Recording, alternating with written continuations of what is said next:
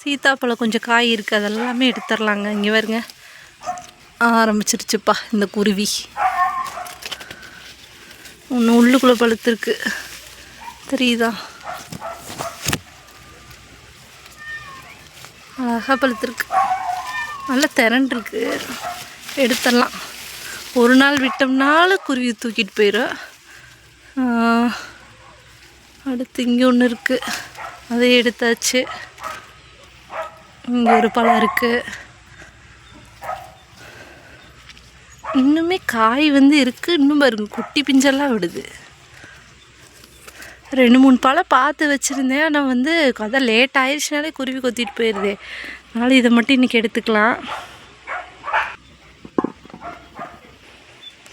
அடுத்து water apple இருக்குது, அதையும் எடுத்துடலாம்.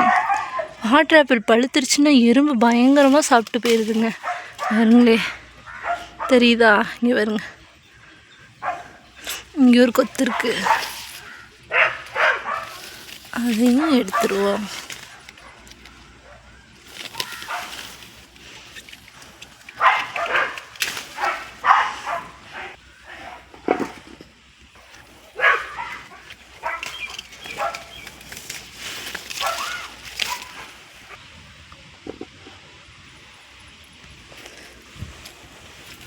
அடுத்து ஸ்டார் ஃப்ரூட்டுங்க. அதுங்களே நல்ல பெருசு பெருசாக வந்திருக்கு. பார்க்குறதுக்கே அவ்வளோ சூப்பராக இருக்குங்க. பாருங்க, அழகாக இருக்குது. நல்லா எடுத்துருவோம்.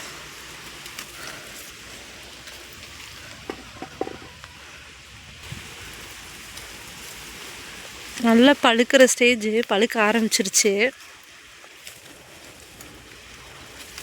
பழுத்து சாப்பிட்டோம் அப்படின்னா நல்லா ஜூஸியாக இருக்கும். பச்சையாக இருந்ததுன்னா நான் கொஞ்சம் புளிப்பாகவும் நம்ம உப்பு வச்சு சாப்பிட்லாம், அந்த மாதிரி இருக்கும். இது பழுக்க ஆரம்பிச்சிருச்சுன்னா நல்லா செம்ம ஜூஸியாக இருக்கும்.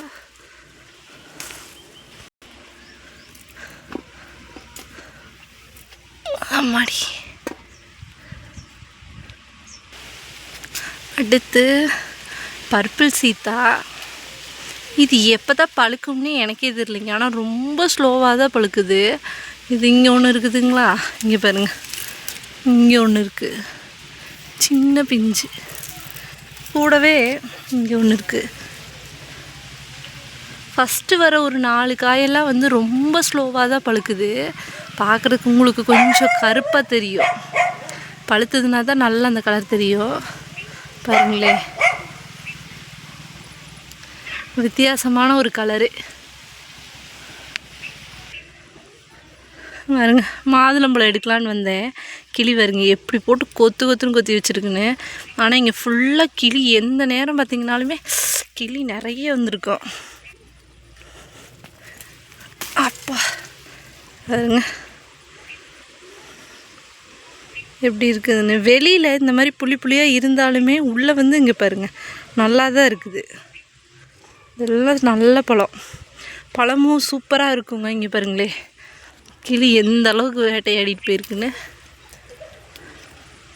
ஒன்று விடாது, மேலே எல்லாம் கூட கொத்தி சாப்பிட்டு தான் போயிருக்கு. இன்னும் ஒன்று பிஞ்செல்லாம் இருக்குது. இன்னும் அந்த பக்கம்லாம் கொஞ்சம் பிஞ்சு இருக்குது.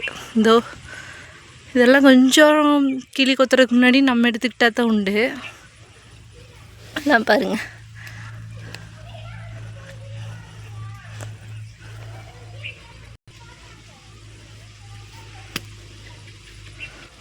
உடைக்க முடியல, சாறு தெரிக்குது அப்படியே.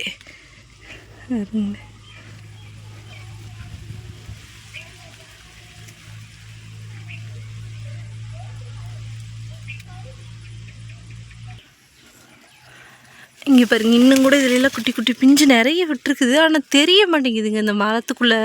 இது பாருங்களே, லேசாக பச்சையாக தெரியுது. ஆனால் இங்கே பாருங்களே, இது இன்னும் நல்லா டார்க்காகவே கொஞ்சம் டார்க்காக தெரியுது. இன்றைக்கி இந்த பழமரங்களோட வீடியோ உங்களுக்கு பிடிச்சிருக்குன்னா நம்ம வீடியோஸ்க்கு லைக் பண்ணுங்கள், சப்போர்ட் பண்ணுங்கள்.